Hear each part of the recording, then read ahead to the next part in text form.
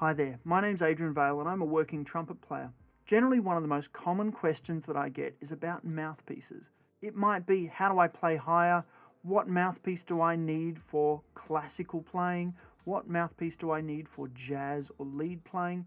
There are a bunch of generalizations, but really there is no true answer. There are some mouthpieces that lend themselves more towards classical playing or big band or lead. But realistically, there's no true answer. What feels comfortable for me might not feel comfortable for another trumpet player. In general, a deeper or wider mouthpiece is going to give a more classical sound, a rounded tone, or something that's a bit narrower and with a V cup, so it's got the shape of a V rather than a bowl, is going to be more for big band or lead commercial trumpet playing. Now that's a really big generalization because some of my favorite classical players play on quite shallow and quite narrow rims, and some of my favorite commercial trumpet players play on quite wide equipment. So really there's no true answer. Really the best thing for you to do is go out and play some mouthpieces. My suggestion would be to start with some of the classic Bach mouthpieces. That's the 1.5C, the 3C, 5C, 7C, 10C. Try those mouthpieces and they're good starting points. A lot of professional trumpet players play on just those mouthpieces. Now the one that normally comes in the case is a 7C, and that's a great starting point. So go with that one. If you need to replace a mouthpiece and you're just really starting out, go for a 7C. Rather than talk about mouthpieces, one of the more important things is to hear what they sound like. So I've recorded the same excerpt multiple times and I've overlaid myself. In the first example, what we're going to hear is a 1.5C, probably the most commonly used mouthpiece amongst orchestral players. In the last recording, what you'll hear is a V-shaped cup. It's not one of the Bach mouthpieces.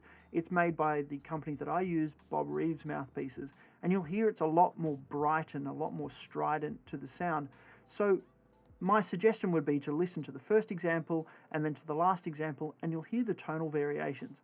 Don't forget that I'm more accustomed to shallower mouthpieces, so the variation that I get on a deeper mouthpiece might be really different.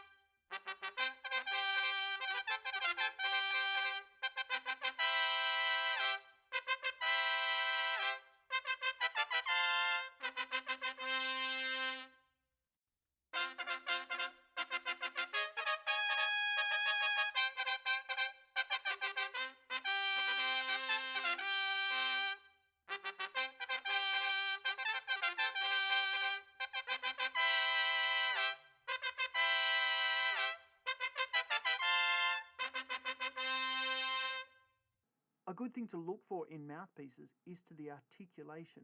Does it have a bright attack or does it have a more rounded tone? For instance, this is the mouthpiece that I use for commercial playing, and you'll hear the difference in the attack when I play a deep mouthpiece. This one will be the commercial mouthpiece.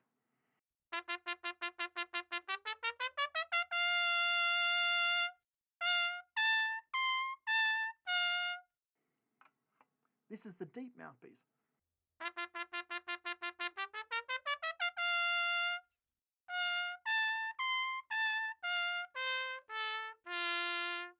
so the tonal differences may be very subtle.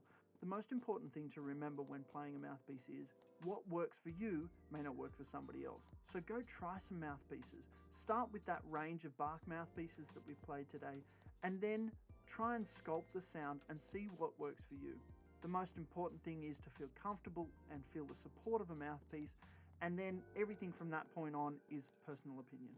Thanks for watching the video. I hope you found something interesting in this. If you want to see more videos like this, comment below, click like and subscribe.